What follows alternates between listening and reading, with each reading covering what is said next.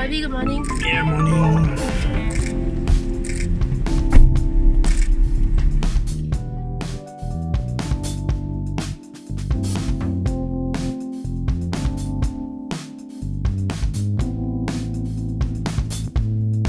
Let me ask you about the 1 a.m.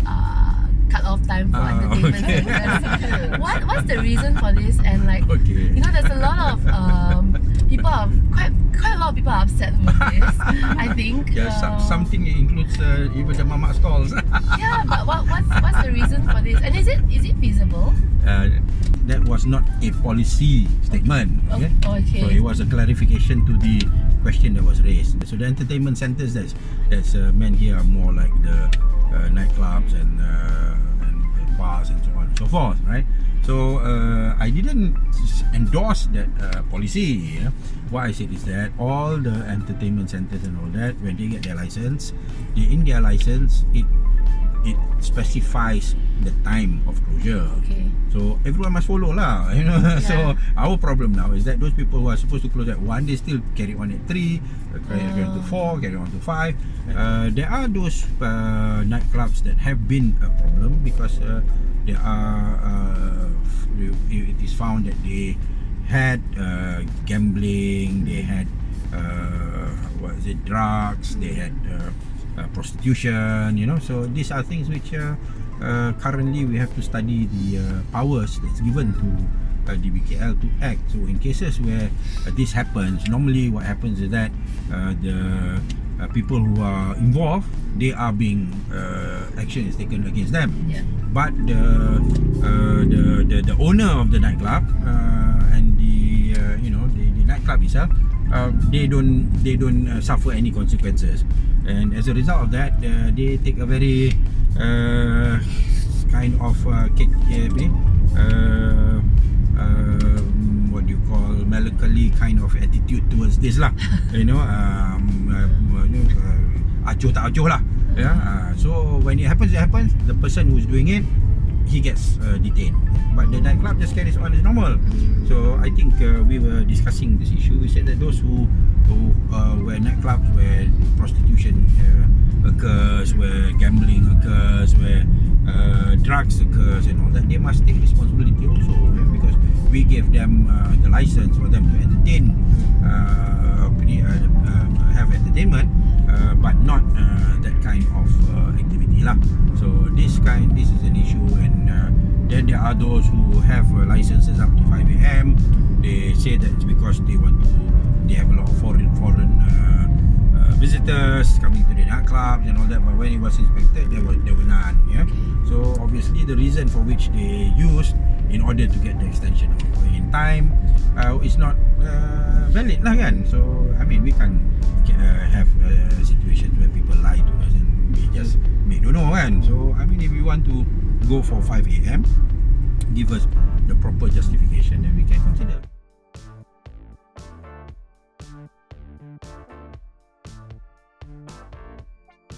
What about the Taman Rimba Kiara issue? Taman Rimba Kiara issue, as I have tried to explain, I'm trying to do the best given the circumstances. If we want to cancel it, then we will have to bear the financial consequences. And the financial consequences is not limited to just what the developer has paid. It will also may include obviously the interest, other costs and so on and so forth, plus a loss in profits. Yeah?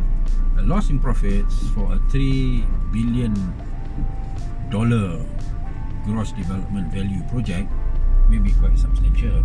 Okay, and if we cancel, then the problem of housing for the residents of the long houses will also come up. Okay, I've got the developer has moved out. I've paid him 300 million or how many 100 million that I will have to pay. Okay, and then I'm still stuck with the long house residents, where I have to build at least 200 houses or apartments for them, and not low cost housing, because what was promised to them are affordable homes. affordable homes are 300,000 per unit market price, right?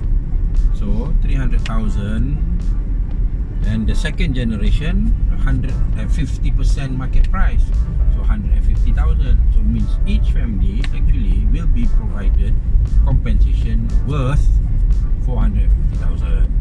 Yeah, they'll be getting that free. Okay, so how am I going to do this? Just through DBKL giving away all the money just like that, and it's not fair to the other KL residents, because the money for the DBKL is meant for KL as a whole. If I use it all for Taman Rimba Kiara, and I take the approach that okay lah, all developments that I don't agree to or what the people don't agree to, we just cancel, we pay the developer. I may end up paying billions, and because the developer, he doesn't care because he's got his money back and he's got some return on investment already, so you're not hurting the developer, you're only hurting DBKL. So I'm trying to juggle all the four parties and make a decision which we can do as the best of my ability lah. I have to take into consideration the residents of TTDI. They want the green area, so I try to get them back the green area as much as possible. I have to take into consideration the interest of the developer who's put in money, he wants his profits, so I have to negotiate with him such that a portion of his profit as what he's intended will still be retained, and he still gets a job, so that he doesn't sue me for loss of profits and so on and so forth. Yeah, I've got to take into consideration the interest of the longhouse residents, so that they get their homes after 36 years. Then the final party, the fourth party that I have to also protect is DBKL. I want to make sure they don't lose money. Every project you cancel and you pay compensation, you lose money, right? You sell the land for say lah 100 million, you buy it back for 150. I got to it's easy lah for some people to talk, they say do this, they don't consider all the other implications, right? So I've got to juggle between all this, and I don't think that I should allow just for the sake of being popular. Okay lah, I give you what you want, DBKL money you pay lah, this is I don't think that would be a responsible act on my part lah.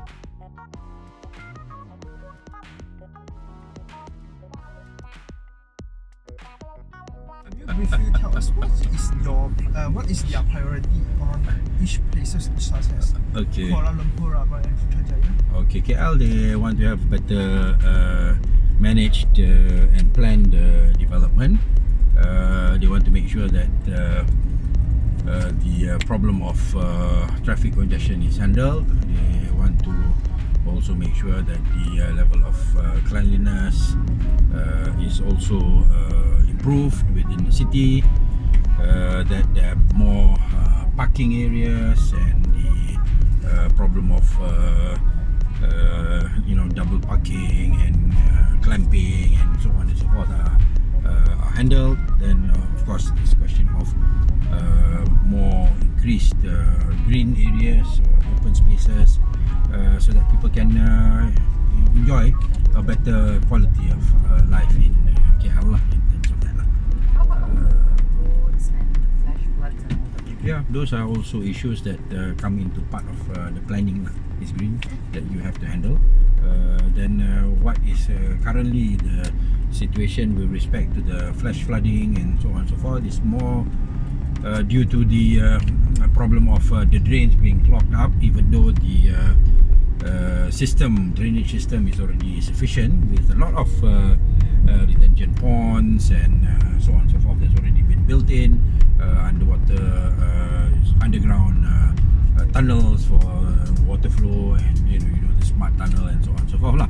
So the system is there, but the problem is that most of the areas which are affected by the flash floods is because of the fact that some of the drains and so on are clogged up with a lot of rubbish.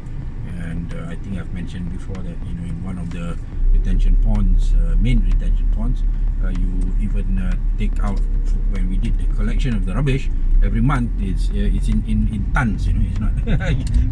So the amount is so much, and I think this is the kind of discipline and lifestyle that you also have to enforce or educate within the general public lah. Okay? So that's with respect to the flash floods. But of course, we are having DBKL to be on standby. They know where the hotspots are, and because the problem is the rubbish gets clogged up when the rain brings all the rubbish into the drain. So if there are some which are not yet in the drain, they will get into the drain when the rains come, or they bring it all from all the other drains and all that to the one location. That location is then clogged up. So these are things that we have to look at and we have to handle. Are these mostly like plastic waste? Yes. Plastic, food containers, plastic bags, plastic bottles. There's also other rubbish that goes in. Some in the bigger retention ponds, sometimes we even find tires and tubes and so on and so forth. Yeah, unfortunately. That's one. Yeah, but so it's got to be something that the citizens within the city have also a role to play lah. You can't just dump it on DBKL or the ministry. You handle it. And when in actual fact, to a large extent, not to a large extent, but to some extent, the problem is by the citizens and the lifestyle. Not all are necessarily Malaysian, because as you know, we've also got a lot of foreign workers and so on and so forth. So this is something that we have to